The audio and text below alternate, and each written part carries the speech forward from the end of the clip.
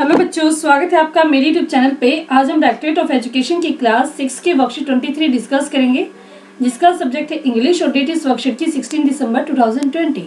यहाँ पर आप अपना नाम लिखेंगे बच्चों, यहाँ पर आप अपने क्लास टीचर का नाम लिखेंगे।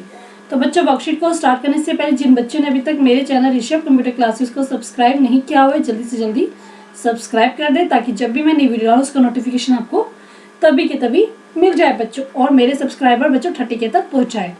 तो देखते हैं आज की वर्कशीट में हम पढ़ेंगे लेसन हमारा क्या नाम है, फेयर प्ले, उसी को हम कंटिन्यू कर रहे हैं। पहले हम देखते हैं फन फैक्ट। जो फन फैक्ट के बारे में पढ़ते हैं, do you know in a village elderly and wise people are chosen by the local community to settle fight between individual and villages. तो क्या आप जानते हैं, जो विलेज होता है उसमें कुछ एल्डरली और कुछ बुद्धिमान लोगों को चुना जाता है।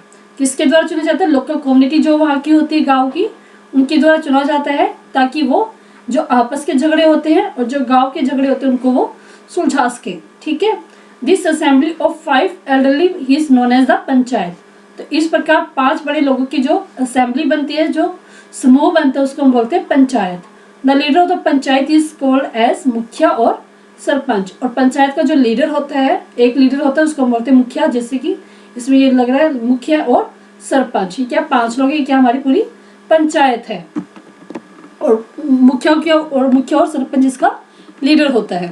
तो अब हम कहते हैं let us do a recap of over previous worksheet. हम क्या करें, जो हमने पिछले वर्कशीट पढ़ी थी उसका हम रिकैप कर लेते हैं एक बार पहले। फर्स्ट क्या है, match the phrases in column A with the phrases in column B and frame complete sentence. इसमें कॉलम ए में और कॉलम बी में जो आपको फ्रेजेस दिए गए उनको आपको मैच करना है। तो फर्स्ट है जैसे जुम्मू एंड अलगू, वो क्या थे, अच्छे दोस्त थे, तो ये हमारा ए से मैच हो जाएगा। नेक्स्ट है जुम्मन्स ओल्ड आंट। जुम्मन की जो ओल्ड आंट थी वो क्या थी, transfer her property to Jumman. उसने क्या किया था, अपनी जो प्रॉपर्टी थी वो जुम्मन के नाम कर दी थी। After a couple of year क्या हो गया था, Jumman and his family were tired of the her old aunt. वो क्या हो गए थे, जुम्मन और उसकी पूरी फैमिली ओल्ड आंट से वो दुखी हो गए थे। Jumman's wife grudges even dash grudges the little food. वो क्या करती है, उसको छोटे से फूड के लिए भी तरसा देती थी, जो कि वो बूढ़ी औरत खाती थी। तो ये हो जाएगा डी, आपका डी का हो गया। नेक्स्ट हम देखते हैं, Jumman's aunt swallowed the food with the insult for a few month.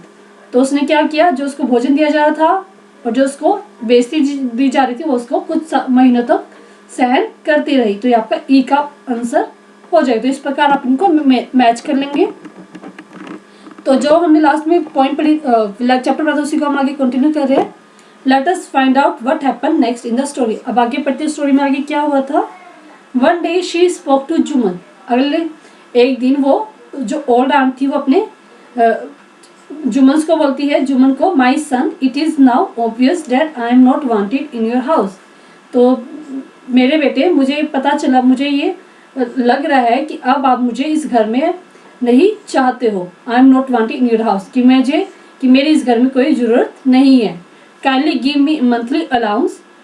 तो मुझे पर मंथ का एक जो भत्ता होता है या पूरे महीने का जो किराया घर खर्च के लिए जो चाहिए तो उसको बोलते हैं मंथली अलाउंस।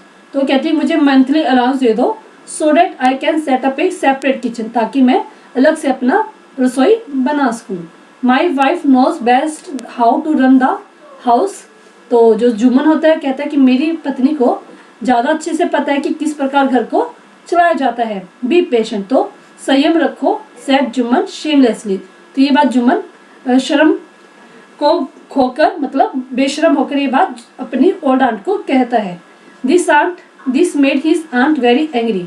तो इस बात से जो उसकी आंट थी उसको बहुत गुस्सा आता है। And she decided to take her case to the village panchayat. तो वो निर्णय लेती है कि वो इस अपना केस विलेज की जो पंचायत है उसके पास लेकर जाएगी, ताकि उसको न्याय मिल सके। For many days the old lady was seen talking to the villagers.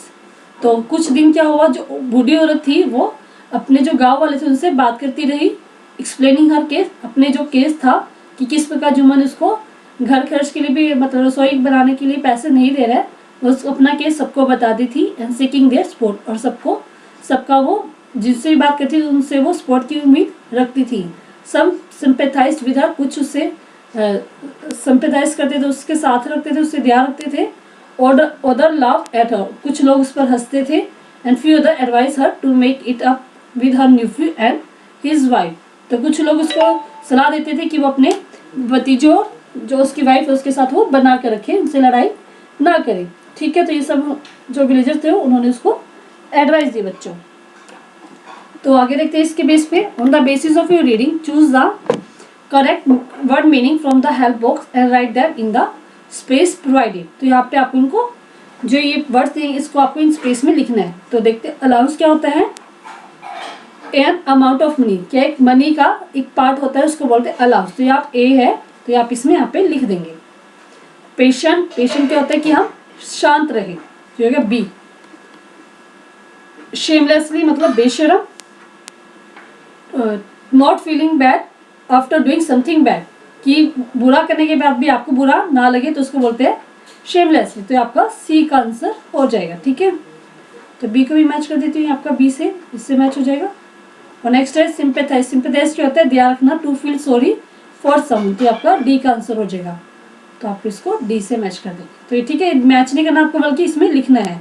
तो ये चारों के चारों ए बी सी डी आप इसमें इनमें फिल द ब्लैंक्स जो दिए इसमें फिल कर देंगे बच्चों। ठीक है, तो पूरी वर्कशीट बहुत इजी थी, मैंने आपको समझा दी है। अगर आपको वर्कशीट समझ में आई है तो जल्दी से जल्दी बच्चों मेरे चैनल को सब्सक्राइब कर दे, ऋषभ कंप्यूटर क्लासेस को शेयर करें मेरी इस वीडियो को, ताकि जो आपके दोस्त है वो भी इस वीडियो की हेल्प से अपनी वर्कशीट कंप्लीट कर पाए। लाइक करें अगर आपको वीडियो अच्छी लगी है, कमेंट करके बताएं कि आपको वीडियो कैसी लगी है। कोई डाउट कोई प्रॉब्लम तो आप कमेंट सेक्शन में से पूछ सकते हैं बच्चों। थैंक यू बच्चों, हैव ए नाइस डे।